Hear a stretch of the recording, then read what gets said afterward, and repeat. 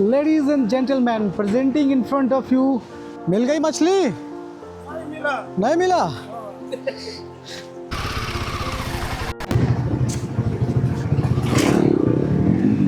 दुम्बा lake और मारफा village explore करने के बाद अब हम निकल रहे हैं गांद्रुक की तरफ, नेपाल के सबसे खूबसूरत गांवों में से एक। लेकिन ये सफर इतना आसान नहीं होने वाला। रास्ते में हमें नेपाल पुलिस रोक लेगी, चेकिंग होगी और थोड़ी देर का डिले भी। और जैसे ही हम आगे बढ़ेंगे नेचर अपना असली रूप दिखाएगा। लैंडस्लाइड के मलबे की वजह से रास्ता बंद मिलेगा। अब सवाल ये है, क्या हम गांद्रुक तक पहुँच पाएंगे? चलिए देखते हैं इस एडवेंचरस जर्नी का अगला पार्ट। कैसे हर चैलेंज को पार करके मैं गांद्रुक तक पहुँचता हूँ।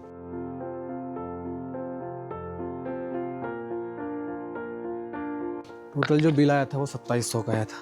तो मैंने इनसे पहले कहा था कि आप आईसी में पेमेंट ले लेंगे क्या। तो मारफा में देखो, मारफा ऑर्किड होटल जो है यहाँ पे इंडियन करेंसी में भी आप पेमेंट कर सकते हैं इजीली।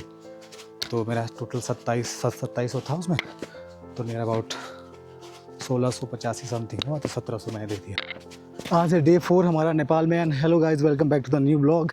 आज ये जो मारफा शहर है, यहाँ का ये जो होटल है, इसको हम लोग छोड़ रहे हैं और निकल रहे हैं टुवर्ड्स गांद्रुक। गांद्रुक जाएंगे, उसके बाद वहाँ पे एक दिन स्टे करेंगे और वहाँ जो चीज़ें हैं एक्सप्लोर करेंगे, खुद भी देखेंगे और आपको भी दिखाएंगे। बाइक तैयार हो चुकी है, सारा सामान पैक हो चुका है। सॉरी हमने पैकिंग नहीं दिखाया, किसी अगले वीडियो में दिखा देंगे कैसे पैक करते हैं सारी चीज़ें।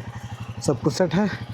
और एक चीज़ ये है, मैं इसको इसी बाइक में लगा कर रखता हूँ, इसको निकालता नहीं हूँ। अगर ये इंडिया होता तो शायद चोरी हो गया होता, सॉरी टू से डेट। और फ़िलहाल सबसे पहला काम हमारा है कि जो भी आगे पेट्रोल पंप दिखे वहाँ तेल डलाना है। अभी हमारे पास अच्छी खासी रेंज है, 200 का रेंज है। तो चलो चलते हैं।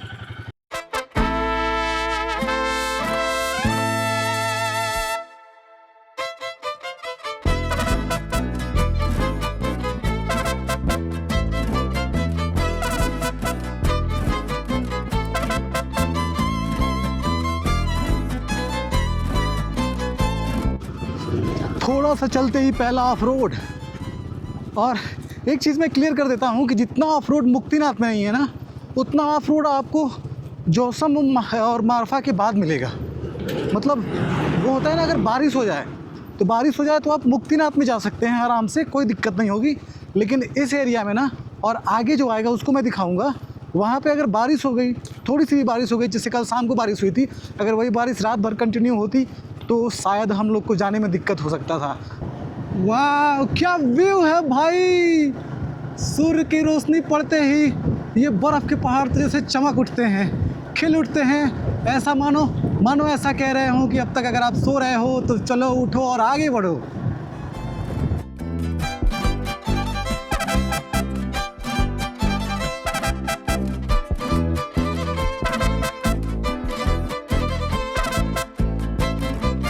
इन बेहतरीन नज़ारों का लुत्फ उठाते हुए, आपस में बातें करते हुए हम आगे बढ़ रहे थे। तभी सामने आया नेपाल पुलिस का एक चेक पोस्ट। वैसे तो मैं ऐसे जगहों पे अपना कैमरा बंद ही रखता हूँ, लेकिन यहाँ सीन थोड़ा अलग था। ये भाई साहब तो अपने अलग ही लेवल पर थे। खुद ही कैमरा उठाया और रिकॉर्डिंग शुरू कर दी।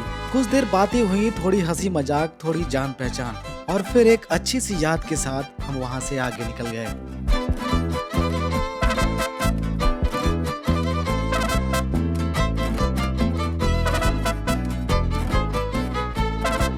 Ladies and gentlemen, presenting in front of you रूपसे वाटरफॉल।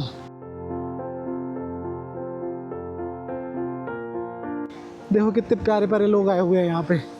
यहाँ पे एक शॉप है और ये रहा सामने वाटरफॉल। मैं ना जब भी नेपाल आता हूँ ना, मतलब बॉर्डर एरिया में भी जाऊँ चाहे कहीं भी, तो ये भाजा ज़रूर खाता हूँ, मुझे अच्छा लगता है।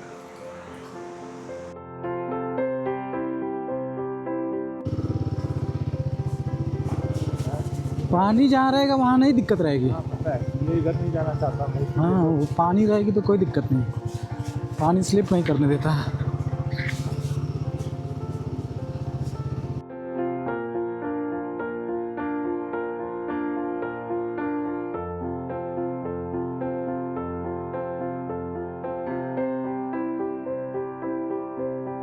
अभी हम लोग पहुँच गए हैं तातो पानी। अगर आप पोखरा से मुक्तिनाथ जा रहे हैं या उधर से आ रहे हैं तो ये बीच में पड़ता है। इस जगह का नाम है तातो पानी। और ये जो बिल्डिंग आपको सामने दिखाई दे रही है ना, इस बिल्डिंग के नीचे यहाँ पे आगे ही हॉट स्प्रिंग है, जिसके लिए आपको पर पर्सन 150 रुपये नेपाली पे करना है और जाके आप गर्म जो कुंड है उसमें आप नहा सकते हैं। अरे भाई ये तो नेचुरल हॉट स्प्रिंग नहीं है, देखो इसमें कॉइल डाली गई है बीच में। मैं नज़दीक से दिखाता हूँ, ये देखो इसमें कॉइल डाली गई है बीच में और यहाँ से ना स्टीम इन हो रही है और वहाँ से स्टीम आउट हो रही है, तो वो इस पानी को गर्म कर रहा है। तो ये वाला तो नेचुरल हॉट स्प्रिंग नहीं है।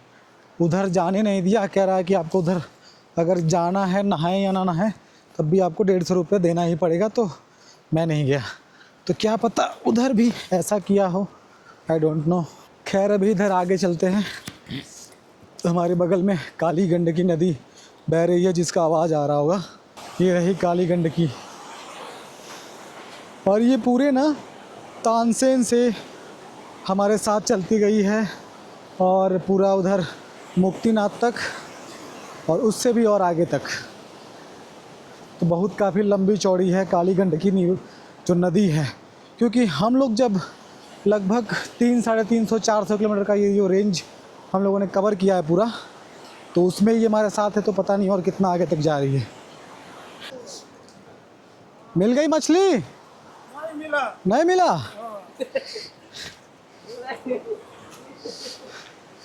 भाई मछली पकड़ने आया था, उसको मछली नहीं मिली। इस साइड जो पानी आ रहा है ना, ऐसा लग रहा है गर्म है। हाँ भाई साहब, ये पानी का ज़्यादा ही गर्म है। देखो यहाँ भाप भी उड़ रहा है थोड़ा थोड़ा, पता नहीं समझ में आ रहा है कि नहीं। हाँ ये हीट है यहाँ पे। और इस साइड देखते हैं, अरे भाई साहब वो जितना गर्म है ये उसका उतना ही अपोजिट है, बहुत ठंडा है।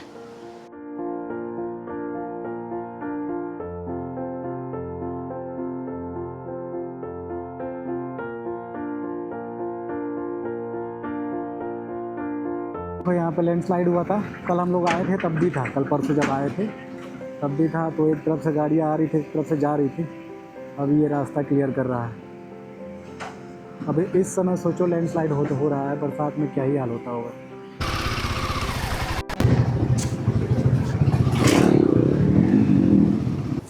वापस से हम लोग बेनी पहुंच चुके हैं and this is the gateway of Muktinath.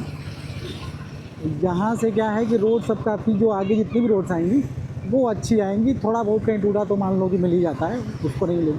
लेकिन जो भी रोड की टूटे फूटे कंडीशन है ना, यहाँ से जब आगे बढ़ते हैं मुक्तिनाथ के लिए तभी पड़ता है। अदरवाइज़ अब तो आगे शहर ही आएगा, कोई दिक्कत नहीं होगी। बेनी के बाद हमने लगभग 1 घंटे तक कंटिन्यूस राइड की और पहुंच गए बागलुंग। फाइनली हम लोग बागलुंग पहुंच गए। Welcome to Baglung. वहाँ थोड़ी देर रुककर गर्मा गर्म चाय पी, बॉडी को रिलैक्स किया और फिर निकल पड़े घांद्रुक की तरफ। रास्ता धीरे धीरे और भी सीनिक होता गया। पहाड़, नदी और फ्रेश हवा का कॉम्बिनेशन राइड को और भी मेमोरेबल बना रहा था। हम चलते रहे बिना रुके जब तक हम बीरे थांटी नहीं पहुंच गए, जहां से घांद्रुक के लिए परमिट चेक शुरू होता है। KCAP का जो रजिस्ट्रेशन हमने करवाया था, जो परमिट बनवाया था मुक्तिनाथ जाने के लिए, वही सेम परमिट यहाँ पे काम करता है।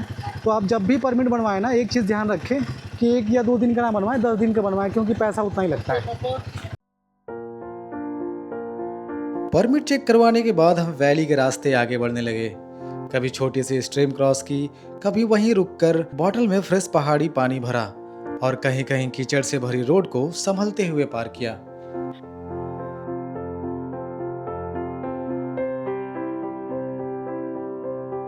गांधरुक तो हम लोग पहुंच गए थे लगभग 1 घंटे पहले। ये है गांधरुक का बस स्टैंड और ये रहा हमारा होटल।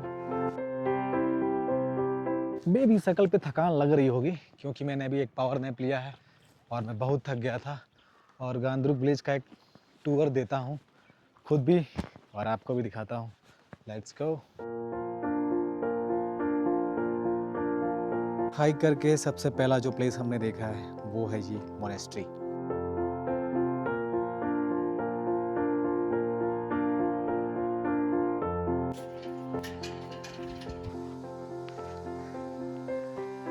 ये पूरी की पूरी सीढ़ी देखो पत्थरों से बनी हुई है और इस पे कुछ नहीं है। ये पत्थर है, उसमें ये क्या बोलते हैं, मिट्टी का है, चूना। ये देखो ये जो ब्लॉक पत्थर है, ये मिट्टी है ये।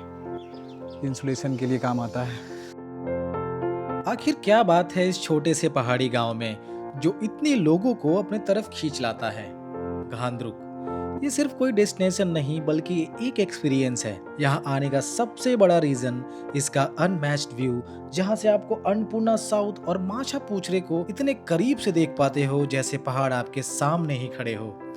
दूसरा रीजन यहाँ का सुकून, ना ट्रैफिक ना नॉइज, सिर्फ हवा की आवाजें और दूर कहीं से आती हुई घंटी की हल्की सी आवाज।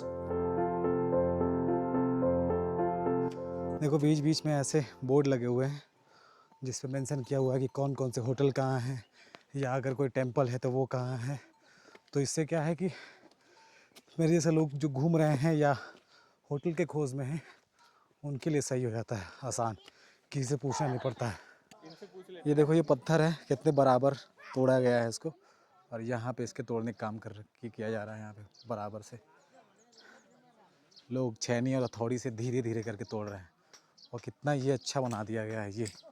फिर इसको सेल करते होंगे घर बनाने के लिए, क्योंकि यहाँ पे चिमनी तो है नहीं, तो इसी को यूज करके एज ए ब्रिक, और कहीं सीमेंट यूज करते हैं, कहीं जो मैंने मिट्टी दिखाई ना वो मिट्टी यूज करते हैं।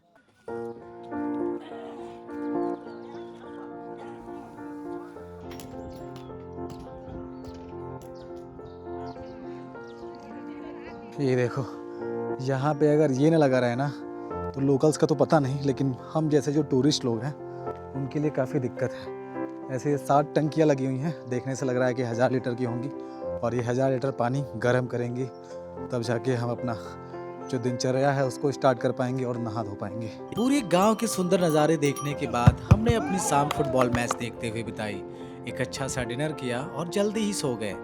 अगले ब्लॉग में हम आपको लेके चलेंगे महादेव की नगरी काठमांडू, जो वैली में बसा एक ऐसा शहर है जहां आपको एक बार जरूर जाना चाहिए। तो मिलते हैं आपसे अगले ब्लॉग में।